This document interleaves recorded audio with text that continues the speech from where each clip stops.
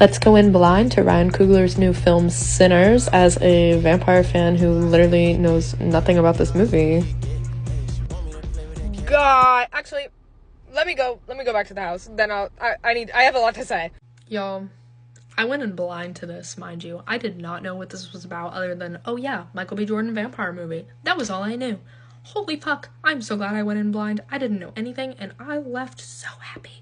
I'm gonna talk about this in sections, but I'm gonna keep it a one-part video. You are welcome, so feel free to fast forward to hear me talk really fast. First, I want to talk about the cast. Then I want to talk about the music. And then lastly, I'll talk about the vampires. So if you're here for the vampires, stay till the end, because I got shit to say.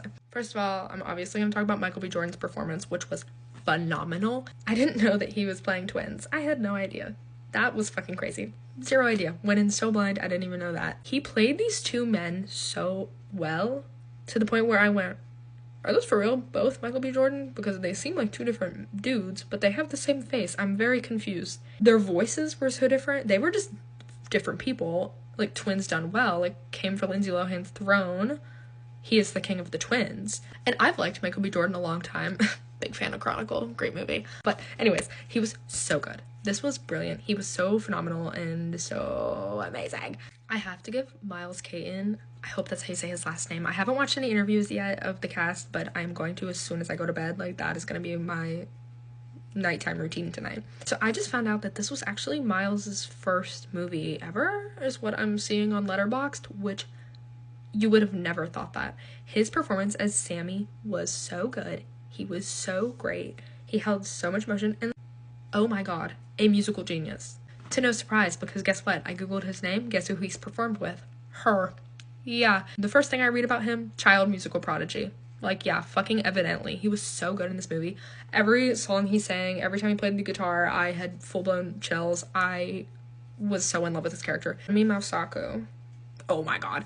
And if I did not say her name right, please correct me. I literally am alive on this planet to learn, so I don't get bothered by being corrected. Please tell me. She played a woman named Annie who was so intuitive, so strong, so awesome. Just like an overall great character, and she was also one of my favorite characters, and I wanted to praise her really quick because I was so obsessed with her in this movie. She was so good. Not that anyone's shocked, she's literally brilliant, but oh my god, she was so good in this. The accent work on this movie was phenomenal. Obviously, in the 30s, everyone sounded very different. Oh my god.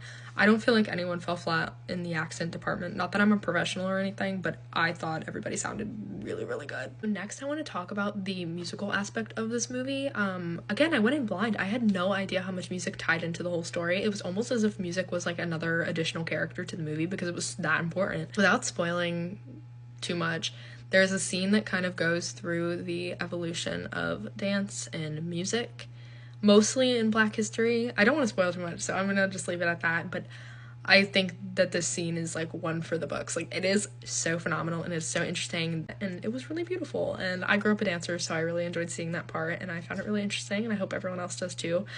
Judging by what I just scrolled the timeline on Twitter and saw, I feel like a lot of people feel the same as me. I just really like the music.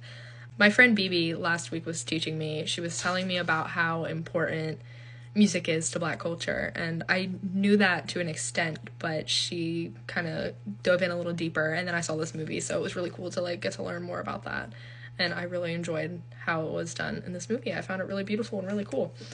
If you stayed long enough, now I will discuss the vampires, because I think a lot of my followers are vampire fans, and y'all are probably curious about this part. And let me tell you, this movie is so much more than a vampire movie. It transcends the genre. Like, this movie would have been enjoyable, vampires aside. Like, that's how good it was. The story was super unique, and it was a story I haven't seen be told, and I feel like with vampires some things kind of start feeling repetitive, and I didn't feel that at all with this movie, despite it using a lot of traditional vampire stuff. So it still had like, hey, vampires cannot be just walking in your door, they have to be invited inside, so that was traditional. And then we also have like, they don't fuck with garlic, silver slows them down, stake to the heart, that kind of thing. They still had all of that with it still being its own, which I found really cool. Now I'll discuss vampire appearance, because of course it's always important in a vampire movie. So for me personally, I don't like when a vampire is like super monstery looking. Like, it doesn't really do it for me. But I also don't like when they're like so hot and not scary at all. Like, it doesn't make sense to me because they're like supposed to be monsters, but like they also seduce people. Like, where is the in between? And let me tell you, this movie found that perfect medium. So the vampires kept their appearance, so they still looked like the people their loved ones knew. So they could still kind of lure them in because they have that same face, they have their voice, they're kind of the same, just, evil as fuck. But they would get these really cool glowing eyes, so it was like the pupil would glow. And I noticed some of the pupils were red, some of them were blue, and then some of them were like this whitish kind of color. But I never figured out why certain people had like that color or if that even mattered. I'm gonna look into it though, and I'll find out more information because I am curious if that like meant anything, and I just like it went over my head. But also the teeth. The teeth were so good in this movie. I feel like sometimes with being a vampire fan, I get a little picky with the teeth. Like, I feel like the teeth were done so well and they were like frightening. They were very intense and scary, and I loved it. Cast, 10 out of 10. Cinematography, 10 out of 10. Music, 10 out of 10. Costuming, 10 out of 10. There were some beautiful dresses in this movie. I didn't even like talk about that. Oh my god, the costuming was so cool. The vampires, 10 out of 10. A scene with an Irish jig, 10 out of 10. So I'll go ahead and give you my Letterboxd score that I gave it. 5 out of 5. I thought it was a perfect movie. I would see it again, and I recommend that everyone else sees it. What you guys think? And as a vampire fan that went into this just expecting a vampire movie, I was pleasantly surprised that it was so much more than that, and I'm so thankful I watched it. We love you, Ryan Coogler. Thank you for another great movie.